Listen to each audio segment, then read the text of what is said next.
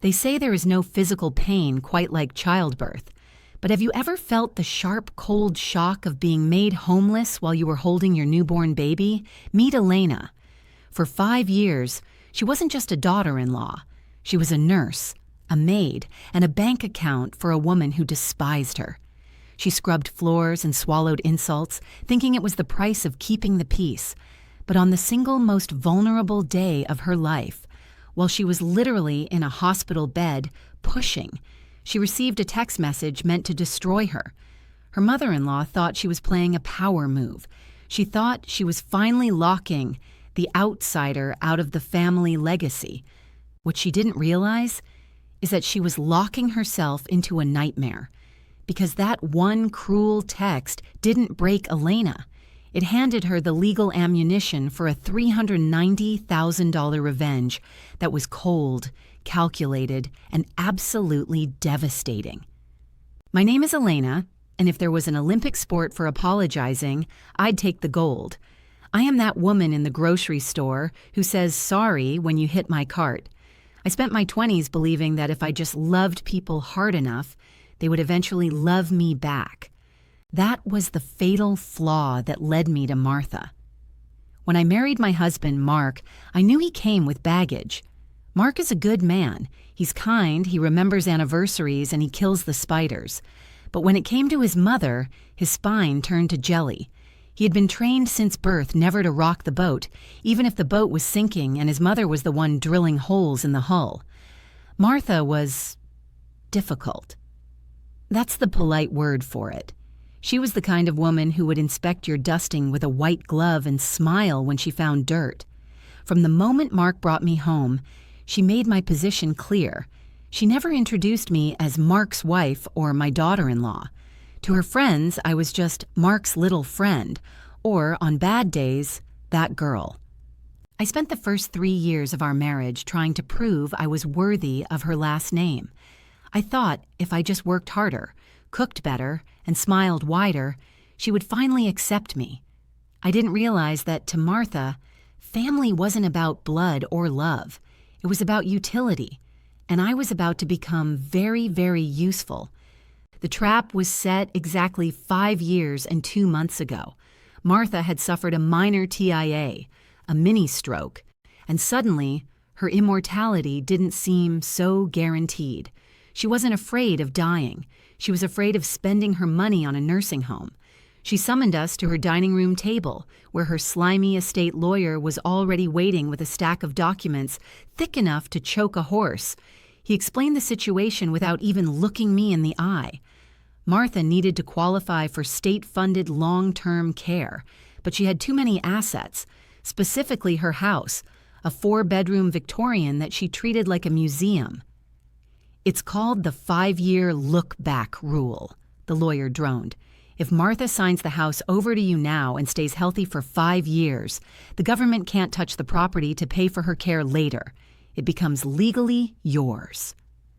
Mark had tears in his eyes, thinking his mother was giving us a generous inheritance. I just saw the strings attached. But we signed. We signed the quitclaim deed. I watched the notary stamp it. Grantors, Martha, grantees, Mark and Elena. That signature was supposed to be my death sentence. For the next 60 months, I became her live-in servant. We moved in to keep an eye on her, which really meant I became the staff.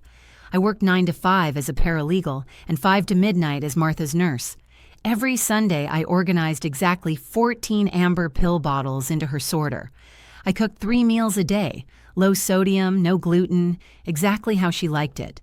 If the chicken was slightly dry, she'd push the plate off the table and say, "I suppose this is the best you can do with your background." But the real kicker was the money. Since the house was legally ours, the bills were legally ours. I paid the property taxes, $4,800 a year out of my own salary. I paid for the new roof when it leaked in the master bedroom I wasn't allowed to sleep in. Over 5 years, I poured roughly $35,000 of my own earnings into maintaining a house where I wasn't even allowed to put my feet on the coffee table. I told myself it was an investment. I told myself I was buying my husband's peace of mind. I didn't know I was just paying rent for my own hell. People tell you about the pain of labor, but they don't tell you about the vulnerability. You are wide open, exposed, and completely dependent on the people around you. I was 20 hours into labor and stuck at 7 centimeters.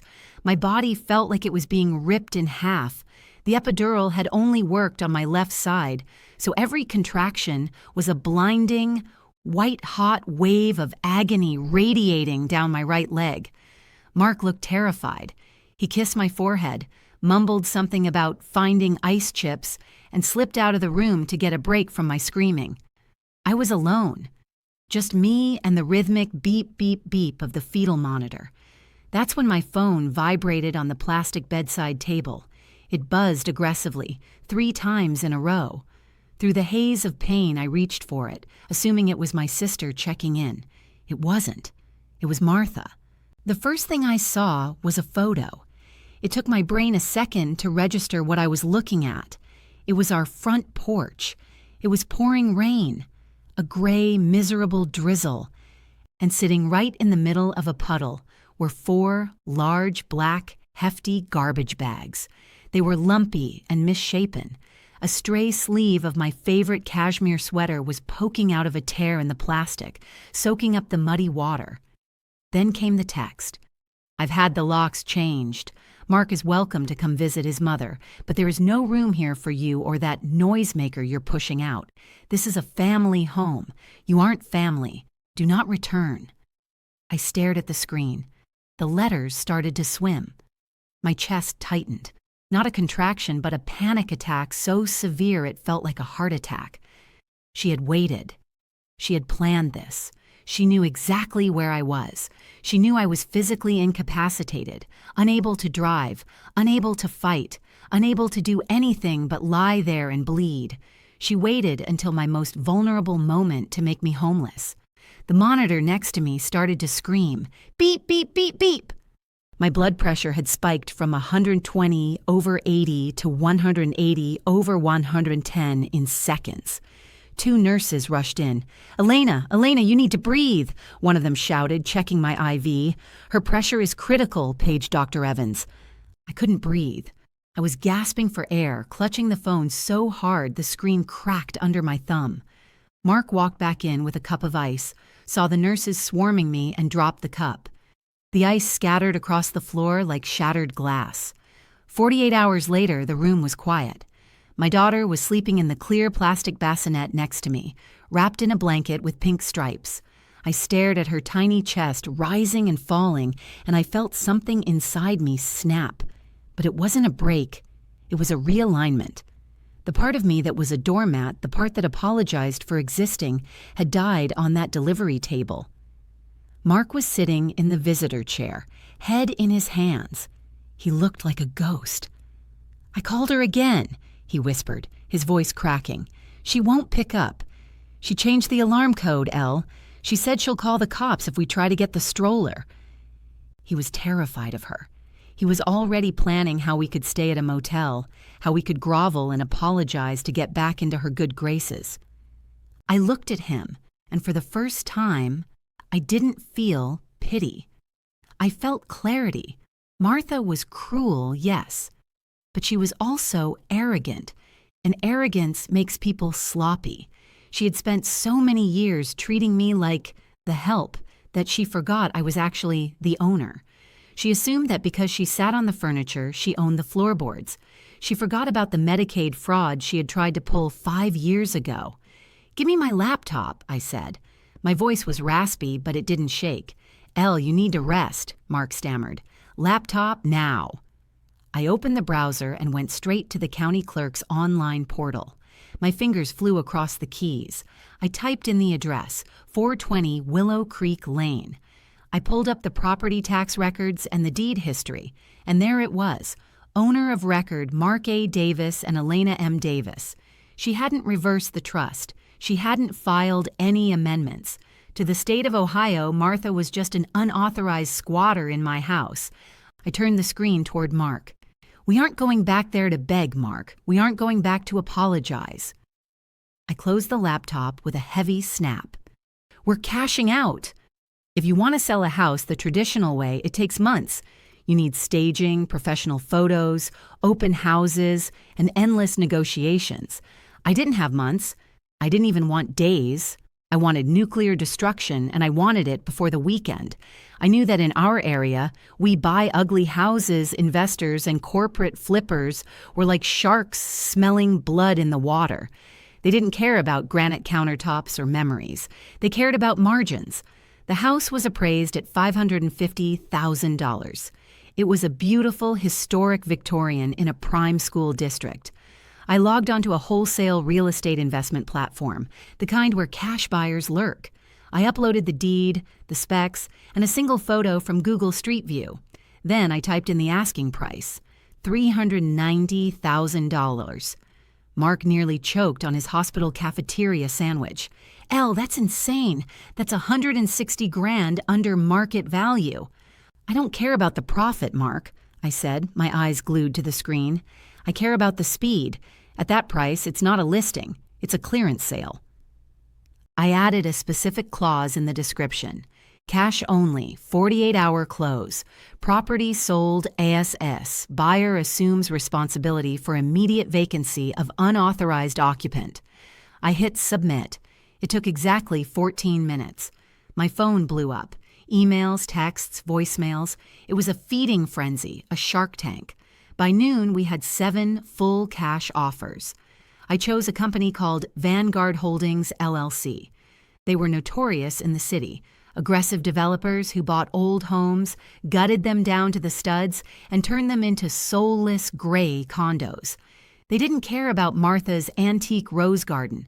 They probably planned to pave over it for parking. We accepted the offer. That night, Mark and I sat in a Motel 6 a few miles from the hospital. The room smelled like stale cigarettes and lemon cleaner. My phone dinged with an email from DocuSign. Please review and sign closing documents for 420 Willow Creek Lane.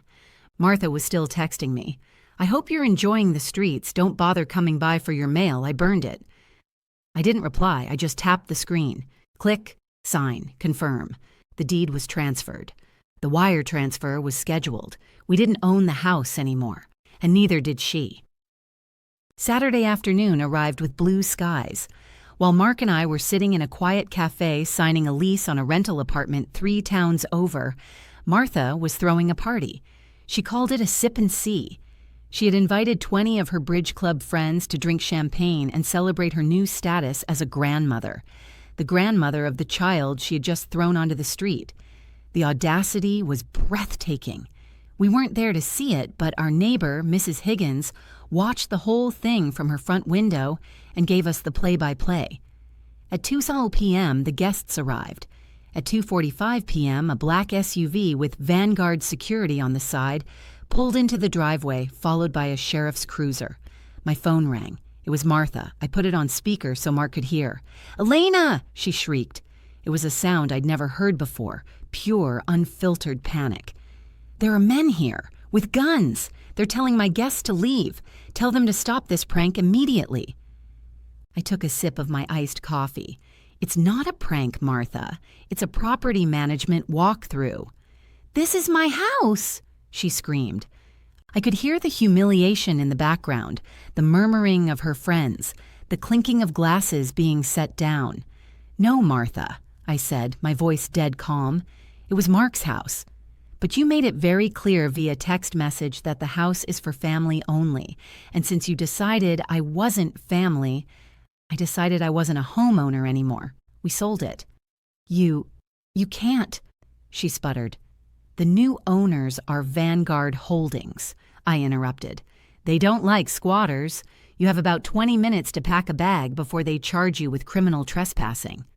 I hung up. The sheriff escorted her out the front door in front of the entire bridge club. She left with 2 suitcases and her humiliation. And because she had signed the house away 5 years ago to cheat the system, she legally had 0 assets to her name. She had no home, no equity, and because she had alienated the only 2 people who cared for her, she had no family. She ended up in the exact state-run facility she had been trying to avoid, a gray, understaffed building on the other side of the county. As for us, The wire transfer for $390,000 hit our account on Monday morning. We took that money, packed up the baby, and moved 3 states away to a house with a big backyard and, most importantly, a lock that only we possess. Wow, Elena certainly didn't hold back, but I have to ask, do you think her revenge was justified, or did she go too far? Who was truly at fault here? Let me know your thoughts in the comments below. Please remember, the story you just watched is a fictional dramatization created specifically for societal reform and awareness. We shine a light on these dark realities to expose the consequences of exploitation and abuse. We urge you never to repeat the manipulative behaviors or schemes shown here in your own life. Real-life conflict requires compassion, not calculation. The lesson today is simple. Arrogance blinds you to consequences. When you treat people like disposable objects, don't be surprised when you lose them. If you learned something valuable from this video, please subscribe and hit the bell icon to join us daily.